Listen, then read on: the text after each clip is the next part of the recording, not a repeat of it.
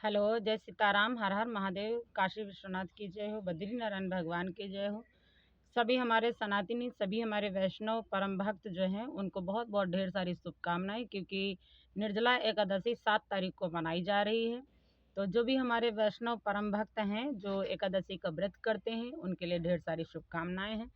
और ध्यान दें, मैं जानकारी के लिए आप सभी लोगों को बताना चाहती हूँ कि कुछ हमारे वैष्णव भक्त जो हैं जो एकादशी का व्रत करते हैं वो अभी उलझे हुए दिमाग से नहीं है, क्योंकि कुछ लोग सोच रहे हैं कि 6 तारीख को एकादशी मनाएं या फिर 7 तारीख को मनाएं। तो मैं आप सभी लोगों को बताना चाहूँगी कि 6 तारीख को तो पॉसिबल नहीं है, क्योंकि 6 तारीख को रात्रि से फिर 7 तारीख को फिर 8 तारीख को पारायण होगा। तो इतना समय तो निर्जला हम नहीं रह सकते, इतना उपवास तो नहीं रह सकते हैं।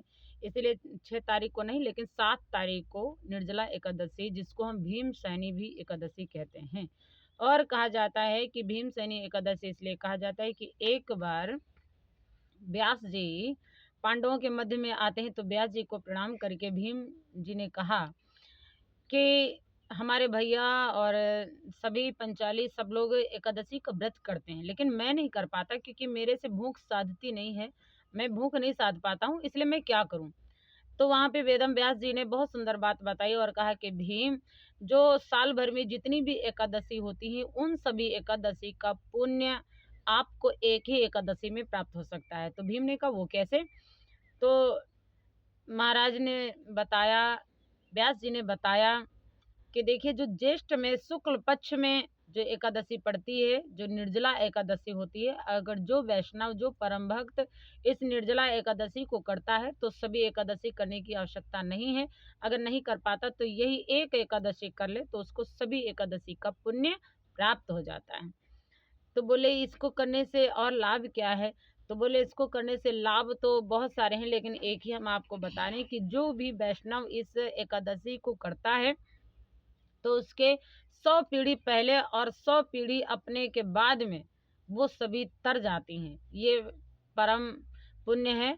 और ध्यान दें कि जो एकादशी का व्रत करते हैं और व्रत परायण रहते हैं, भक्त परायण है, जो व्रत का पारायण करते हैं, एकादशी का व्रत करते हैं, तो उसको स्वयं यमराज नहीं भगवान के दूत लेने आते, भगवान के पार्षद लेने आते हैं, जो भगवान के बैकुंठ धाम को भेजते हैं।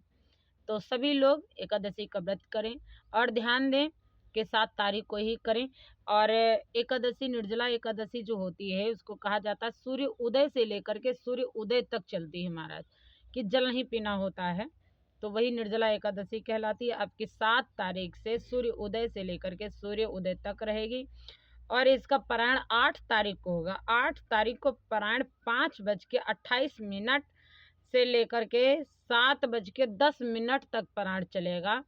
तो मैं आप सभी लोगों से आशा करती हूँ कि आप पारायण का समय निश्चित रखेंगे, कि इसे 7:10 के बाद में ही आप अपना जल ग्रहण करेंगे, ताकि आपका व्रत पूर्ण हो जाए। अगर बीच में ही आप जलपान कर लेते हैं तो आपका व्रत खंडित हो सकता है।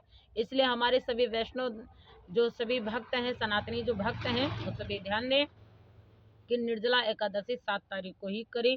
जो सभी साधु संत महात्मा सिद्ध पुरुष लोग बता रहे हैं, अपना कोई और भी विचार हो तो आप लोग अपने विचार से भी चल सकते हैं, लेकिन मतानुसार यही सारे संतों ने, सारे वैष्णव ने यही बताया है कि यही तारीख है, कि 7 तारीख को ही रहना ज़्यादा उचित है।